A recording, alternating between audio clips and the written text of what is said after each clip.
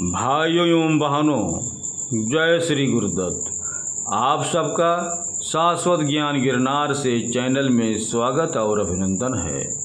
भाइयों बहनों, गुरु अंगद साहिब जी का जन्म हरीके नामक गांव में, जो कि फिरोजपुर पंजाब में आता है, बैसाखी वदी एक पंचम बैसाख संवत 1561 31 मार्च सन 1504 को हुआ था। गुरुजी एक व्यापारी श्री फेरू जी के पुत्र थे। उनकी माता जी का नाम माता रामो जी था।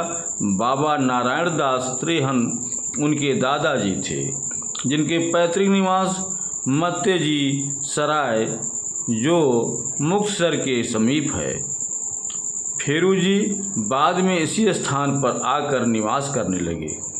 गुरु अंगद साहिब जी की शादी खडूर निवासी श्री देवचंद खत्री की सुपुत्री खीबी जी के साथ 16 मघर संवत 1576 में हुई। खीबी जी की कोख से 2 साहिबजादे दासू जी व दातू जी और 2 सुपुत्रियाँ अमरो जी व अनोखी जी ने जन्म लिया। भाइयों बहनों, आगे की वीडियो शुरू करने से पहले हम आप सब भाई बहनों से अनुरोध करूंगा कि चैनल को सब्सक्राइब एवं वीडियो को लाइक तथा शेयर जरूर करें एवं कमेंट्स बॉक्स में अपने विचार से हमें अवगत कराएं। भाई जोधा सिंह खडूर निवासी से लहिड़ा जी को गुरु दर्शन की प्रेरणा मिली। जब आप संगत के साथ करतारपुर के पास से गुजरने लगे, तब आप दर्शन करने के लिए गुरु जी के डेरे में आ गए। गुरु जी के पूछने पर आपने बताया, मैं खडूर संगत के साथ मिलकर वैष्णो देवी के दर्शन करने जा रहा हूँ। आपकी महिमा सुनकर दर्शन करने की इच्छा पैदा हुई।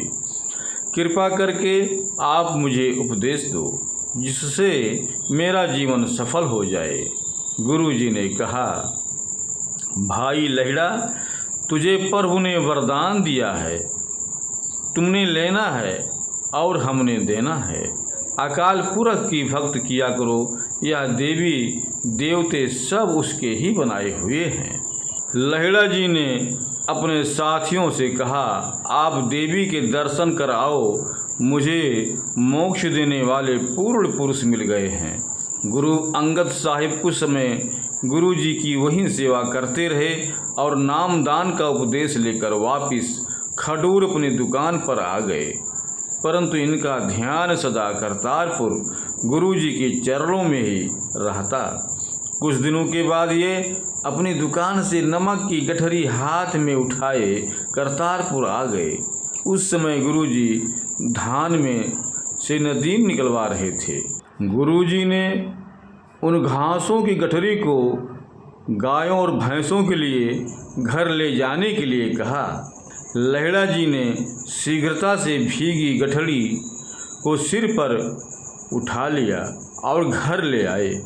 गुरु जी के घर आने पर माता सुलखड़ी जी गुरु जी को कहने लगीं, जिस सिख को आपने पानी से भीगी गठड़ी के साथ भेजा था, उसके सारे कपड़े कीचड़ से भीग गए हैं। आपने उससे यह गठड़ी नहीं उठवानी थी। गुरुजी ने हंसकर कहा, या कीचड़ नहीं जिससे उसके कपड़े भीगे हैं, बल्कि केसर है। या गठड़ी को और कोई नहीं उठा सकता था, अतः उसने उठा ली है। श्री लाड़ी जी गुरुजी की सेवा में हमेशा हाजिर रहते व अपना ध्यान गुरुजी के चरणों में ही लगाए रहते। गुरु नानक देव ने अपने दोनों पुत्रों को छोड़कर उन्हें अपना उत्तराधिकारी नियुक्त किया था।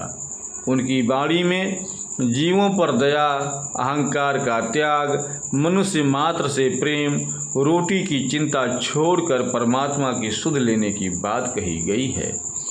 गुरु अंगद देव गुरु नानक देव की उन 7 परीक्षाओं में सफल रहे थे, जिनमें गुरु नानक के पुत्र और अन्य दावेदार नाकाम हो गए थे।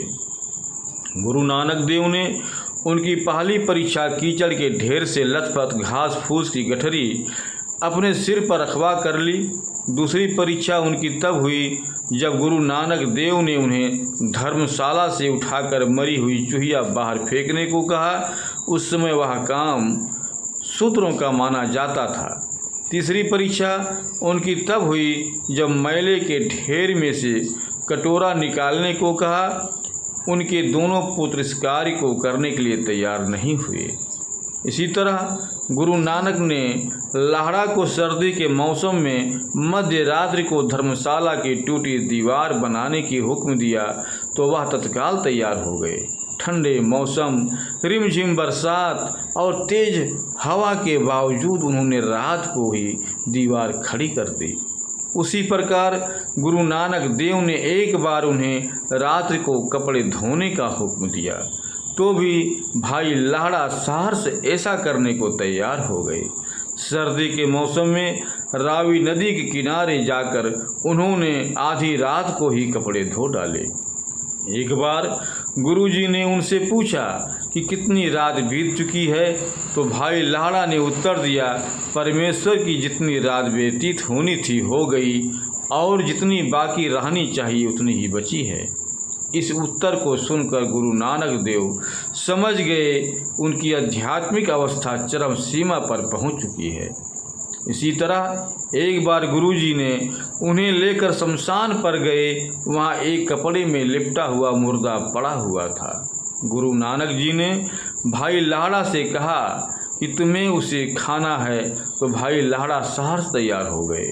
गुरु नानक देव ने उन्हें अपने गले से लगाकर कहा, अब तेरे और मेरे में कोई अंतर नहीं रहा, आज से तुम अंग हुए मेरे अंगद। तभी से उनका नाम अंगद देव हो गया, जो सिख पंथ के दूसरे गुरु कहलाए। लगभग 7 वर्ष तक वह गुरु नानक देव के साथ रहे और उनके बाद उन्होंने सिख पंथ की गद्दी संभाली। वो इस गद्दी पर सितंबर 1539 से मार्च 1552 तक आसीन रहे। उन्होंने खडूर साहिब को धर्म प्रचार का केंद्र बनाया। नानक देव की बाणी की लेखन किया, जाति पात के भेद से हटकर लंगर प्रथा चलाई, मल्लों के अखाड़े खोले, हुमायूं का अहंकार तोड़ा, पंजाबी भाषा का प्रचार शुरू किया, गुरमुखी की स्वतंत्र लिपि दी, गुरु नानक देव की जीवनी लिखी और बाबा अमरदास को गद्दी देकर अपने सांसारिक उत्तरदायित्वों से मुक्त हो गए। बाद में बाबा अमरदास ने गुरु अंगद देव की बाणी को भी ग्रंथ साहब के लिए लिपिबद्ध किया। भाइयों बहनों, अब हम अपने शब्दों को यहीं पर विराम दूंगा। पुनः मिलेंगे अगले वीडियो में। जय श्री गुरुदत्त, जय श्री गुरुदत्त।